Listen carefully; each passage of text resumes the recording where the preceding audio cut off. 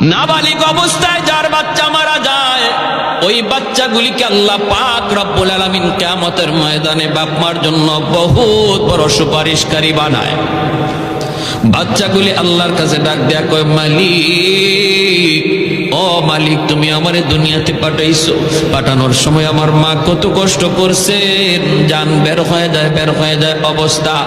এরপরে আমি দুনিয়াতে আসলাম, এত কষ্ট আমি মাকে দিলাম, কিন্তু মার কোনো খেদমত আমি করতে পারলাম না, আমার মা ঋণ আমি শোধ করতে পারলাম না। আল্লাহ, আজ যদি তুমি আমাকে জান্নাতে দিতে চাও, আমার মা বাবা সারা জান্নাতে যাইবো না, হয় আমারে বাপ মার সাথে জাহান্নামে দিয়ে দাও, হয় আমাকে আমার বাপ মার সাথে জাহান্নামে দিয়ে দাও। রব্বুল আলামিন তখন বলে, বান্দারে, আমি আল্লাহর আদত হচ্ছে জাহান্নামীকে জান্নাতে দেওয়া, কিন্তু